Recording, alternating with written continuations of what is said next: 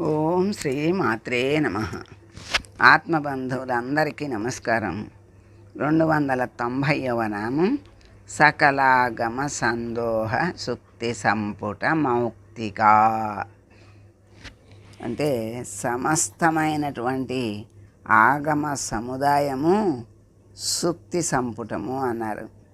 అంటే ముత్యపు చిప్పల భరిణలు, వాటిలో ఉన్నటువంటి ముత్యమే తల్లి. అంటే ఆగమములన్నీ తల్లినే ప్రతిపాదిస్తున్నవి అని దాని యొక్క భావం. ఇప్పుడు సకలాగమ సందోహ సుక్తి సంపుట మౌక్తిక. ఒకే అమ్మ ముత్యం లాంటిది అమ్మ. అమ్మనే ముత్యం. అదే ముత్యం చిప్పలో దొరుకుతుంది. శాస్త్రం అనే ముత్యపు చిప్పలో దొరుకుతుంది అమ్మ. అయితే ఏ శాస్త్రం అంటే సకలాగమములు అని అన్ని ఆ సకలాగమ శాస్త్రములు అనేటువంటి దాంట్లో అమ్మ తత్వం, అమ్మ యొక్క స్వరూపం, అమ్మని మనం దర్శించగలుగుతాం. ముత్యము అంటే ఎంతో విలువైనది. ఆ ముత్యాన్ని తీసుకున్నాక ముత్యపు చెప్పల్ని పడేస్తాం. అంటే అమ్మ మనకు లభించిన తర్వాత శాస్త్రాలతో పని లేదు అని అర్థం. సకల శాస్త్రాలు కూడా మనము అమ్మ మనకి లభించటానికి ఆధారం ఏమిటి? సకల శాస్త్రాలు. ముత్యం రావాలంటే ముత్యపు చెప్పలే ఆధారం. అలాగే మనకి అమ్మ లభించాలి అంటే సకల శాస్త్రాల సారమే మనకి అమ్మని లభించేటట్లు చేస్తుంది. ఏ శాస్త్రం అంటే అన్ని శాస్త్రాలు, సకలాగమ శాస్త్రాలు. ముత్యంలో మెరుపు ఉంటుంది. ముత్యము అంటే ఎంతో విలువైనది. ముత్యంలో మెరుపు ఉంటుంది, స్వచ్ఛత ఉంటుంది. మరి మంచివాడిని ముత్యం లాంటి వాడు అంటారు, కడిగిన ముత్యం అంటారు, ముత్యంలా మెరిసిపోతున్నాడు అంటారు. ఆ స్వచ్ఛత అలాంటి ముత్యానికి దానికి చక్కగా చెప్తారు. అట్లా ముత్యము లాంటి వాడు అమ్మ ముత్యమే. ముత్యము యొక్క స్వరూపము అమ్మ. అంటే దాంట్లో ముత్యము ఎలాగో ఈ సకలాగమములు అనే శాస్త్రాల యొక్క సారమే అమ్మ. ముత్యము యొక్క చిప్పల యొక్క సారము ముత్యము. అట్లాగే ఇక్కడ వేదాంత శాస్త్రములన్నీ కలిపి ఆ సారమే అమ్మ స్వరూపం. అమ్మని పట్టుకున్నాక ఇంకా పదార్థం వండుకున్నాక గిన్నెలతో అవసరం ఉండదు. అలాగే మరి మనకి ఒక పని చెయ్యాలి అంటే అనేక వస్తువులు కావాలి. ఆ పని అయిపోయిన తర్వాత వస్తువులన్నీ తీసి పక్కన పెట్టేస్తాం. అలాగే అమ్మ కావాలి మనకి.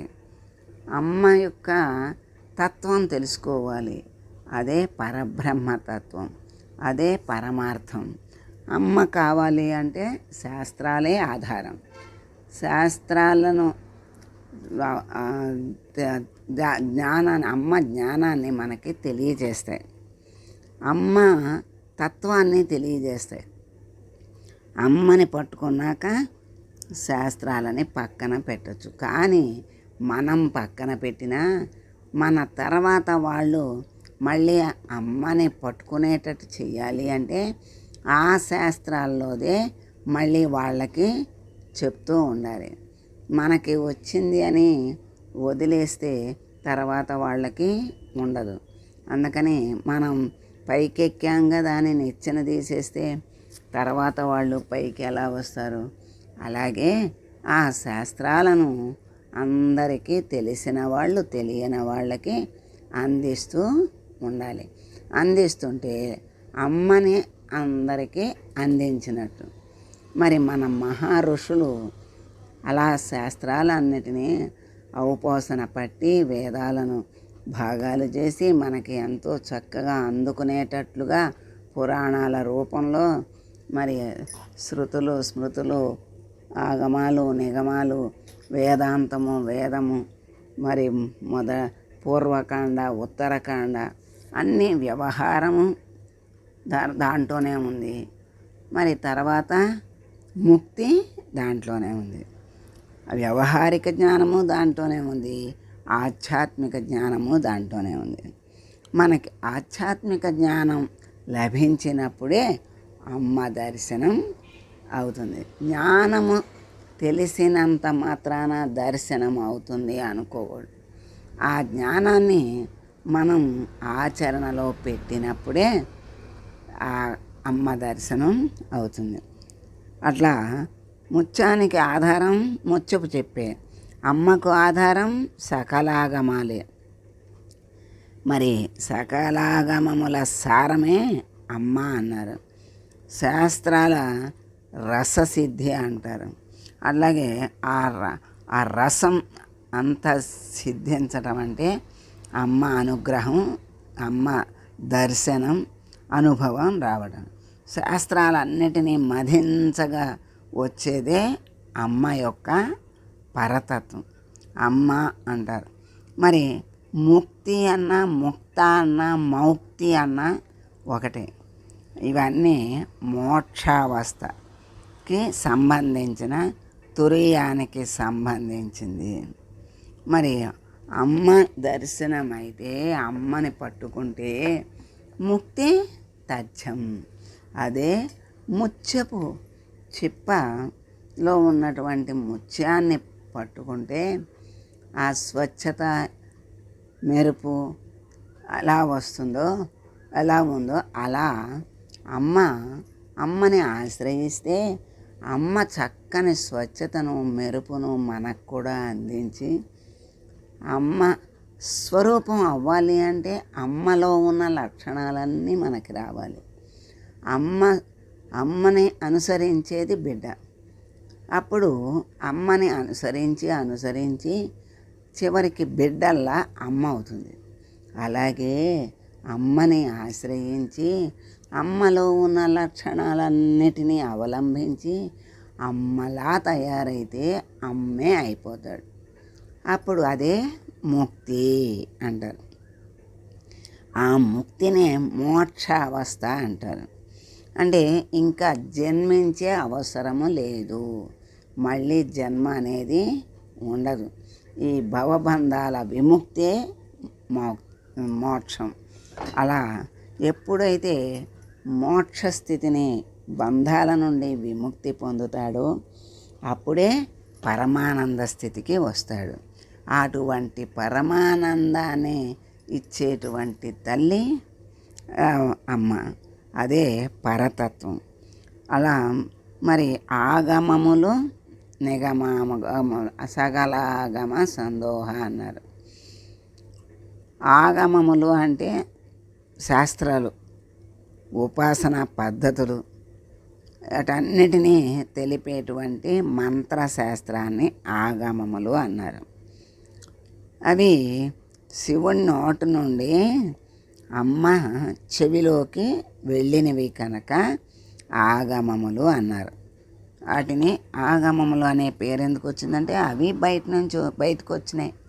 శివుడు నోట్లో నుంచి అమ్మవారు శివుణ్ణి అన్నీ అడుగుతూ ఉండేది. ఎందుకు అడుగుతుంది అంటే మన కోసమే, మనకి తెలియటం కోసమే.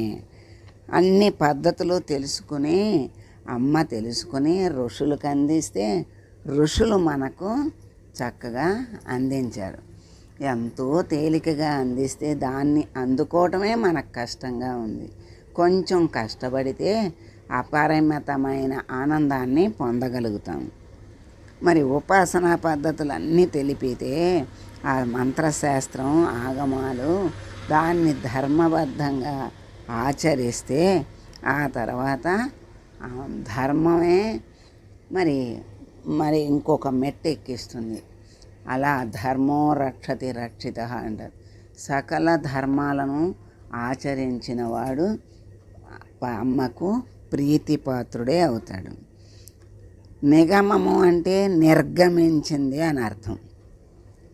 అంటే ఆ లోపల నుంచి బయటికి వచ్చినది ప్రకాశము, వెలుగు, జ్ఞానము. సూర్యుని వెలుగు ఎలా బయటికి వచ్చిందో అదే నిగమము అంటారు. సర్వాగమాలు అన్నీ కూడా ఎక్కడి నుంచి వచ్చినాయి అంటే శివుడి నుండే వచ్చినాయి. ఎందుకు వచ్చినాయి అంటే ఎవరు అడిగారు అంటే పార్వతీదేవి అడిగింది. పార్వతీదేవి ఎందుకు అడిగింది అంటే మనందరము తరించటానికి కావలసినవన్నీ పార్వతీదేవి శివుణ్ణి అడిగితే అప్పుడు ఆ పరతత్వాన్ని అమ్మ ఆ పరమేశ్వరుడు శివుడికి అన్నీ చక్కగా చెప్పాడు. మరి అమ్మతత్వం తెలుసుకుంటే ముక్తి లభిస్తుంది. ఆ పార్వతీ పరమేశ్వరులకు అభేదం, కానీ మన కోసం రెండుగా కనపడి ఒకళ్ళు అడగటం, ఒకళ్ళు చెప్పటం, మనకు అందించటం, మనం ఆచరించి అందుకోగలిగితే ఆ పరిమితమైన పరమానందాన్ని పొందగలుగుతారు. అదే ముక్తి అంటారు.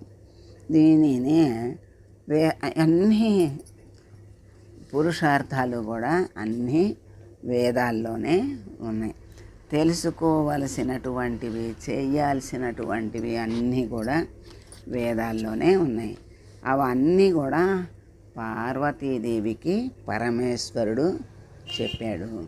అటువంటి తల్లి సకలాగమ సందోహ సుక్తి సంపుట మౌక్తిక అనేటువంటి నామము కలిగిన అమ్మవారికి నమస్కారం చేసుకుంటూ, అమ్మా నువ్వు ముత్యానివి, నీలా మమ్మల్ని కూడా స్వచ్ఛంగా మరి శుద్ధంగా చక్కగా జ్ఞానస్వరూపులుగా తయారు చేసి నీ అనుగ్రహానికి పాత్రులము అయ్యేటట్లుగా చేసి మమ్మల్ని అనుగ్రహించు తల్లి అని వేడుకుంటూ మంగళం పాడదాం.